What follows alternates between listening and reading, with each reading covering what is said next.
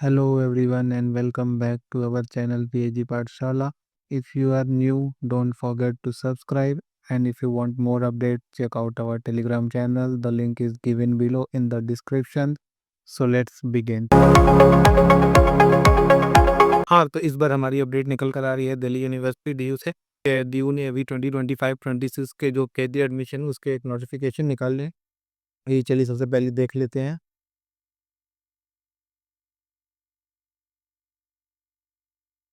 Delhi university का official website है। इसका नीचे आता है तो आपको यहाँ देखने मिलेगा notification for due PhD admission Redmi session 2025-26 2025-26 के लिए ड्यू ने अपने क्या किया नोटिफिकेशन निकाली है। ये आइए पहले एक बार नोटिफिकेशन को पढ़ लिया जाए।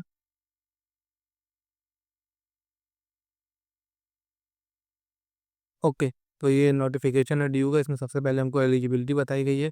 जो एलिजिबिलिटी होगी वो यूजीसी नेट की जो 27 मार्च को यूजीसी नेट का जो एक नया नोटिफिकेशन आया था 2024 में, उसी के अकॉर्डिंग से इस बार जो एलिजिबिलिटी होगी उसी तरह होगी, जिसमें 3 क्राइटेरिया बांटी गई है। पहली क्राइटेरिया है ब्लॉक ए, जिसमें हमारे सिर्फ इन्होंने जीआरएफ इंक्लूड किया है, जिसमें ब्लॉक ए जिसमें सिर्फ क्या है जीआरएफ इंक्लूड है। दूसरी क्राइटेरिया है ब्लॉक बी, जिसमें कौन कौन होंगे, तो जिसमें assistant professor appoint qualified for assistant professor and PhD and qualified for only PhD. ये जो दोनों हैं ये ब्लॉक बी क्राइटेरिया में आएंगे। मतलब ब्लॉक ए में हमारे सारे जीआरएफ वाले होगा, और उसके बाद जो बाकी जो 2 कैटेगरी से जो भी क्वालिफाई किए हैं वो दोनों आएंगे हमारे ब्लॉक बी में। ये तो क्लियर कर दिया इन्होंने कि ब्लॉक ए और ब्लॉक बी करके 2 क्राइटेरिया बनेगी इस बार। ठीक है,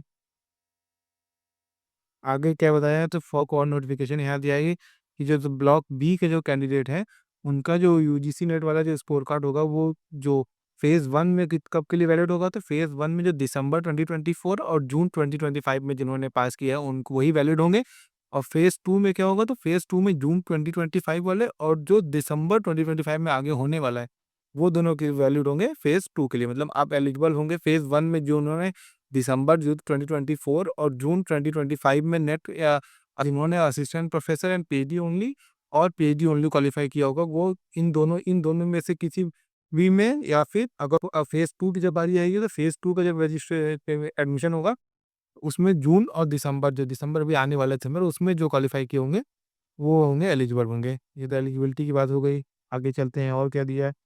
इसके बाद हम लोगों को सीट डिस्ट्रीब्यूशन का बताया है, तो जिसमें 60% सीट क्या है फर्स्ट फेज़ में है, 40% सीट को सेकंड फेज़ के लिए रखा गया है। अगर फर्स्ट फेज़ की सीट वैकेंट रह जाएगी तो उसको सेकंड फेज़ में ट्रांसफ़र किया जाएगा। मतलब जितनी भी टोटल सीट होगी उसमें फर्स्ट फेज़ में 60%, सेकंड फेज़ में 40%, और बाकी जो अगर कुछ वैकेंट रह जाती है तो फिर उसको फर्स्ट फेज़ की तो उसको सेकंड फेज़ में ट्रांसफ़र किया जाएगा। नेक्स्ट आगे चलते हैं, मेरिट लिस्ट की बात करते हैं। तो मेरिट लिस्ट में आपका जो 70% होगा वो आपका जो यूजीसी नेट का जो स्कोर कार्ड है उस पर वेटेज होगी, और जो बाकी 30% आपका क्या होगा इंटरव्यू का वेटेज होगा। यहाँ दिया है 30% इंटरव्यू का, 70% आपका क्या है 30% इंटरव्यू का है, 70% आपका क्या होगा 70% आपका यूजीसी नेट के मार्क्स का वेटेज होगा। क्राइटेरिया फिर से बता दिया है, ब्लॉक ए ब्लॉक बी करके बनाई गई है। ब्लॉक ए में क्राइटेरिया कैटेगरी 1 वाले होंगे, ब्लॉक बी में कैटेगरी 2 और कैटेगरी 3 वाले। जो यहाँ कैटेगरी हम लोग को ऊपर दी गई थी, यहाँ ब्लॉक ए में कैटेगरी 1 में जा रहा है, ब्लॉक बी में कैटेगरी 2 में जो assistant professor and PhD only for PhD जो क्वालिफाइड करते हैं वो ब्लॉक बी में आएंगे। तो ये आपका अभी नोटिफिकेशन आई है। अभी फॉर्म्स वगैरह की डेट वगैरह क्लियर नहीं किया, बट इन्होंने नोटिफिकेशन में एलिजिबिलिटी प्रोसेस एंड सीट्स वगैरह के बारे में अभी बता दिया है। तो बाकी जैसे भी इसके आगे अपडेट आएगा हम आपको अपने चैनल के थ्रू बताते रहेंगे। तो जल्दी से हमें हमारा चैनल सब्सक्राइब कर लीजिए, पीएचडी पाठशाला।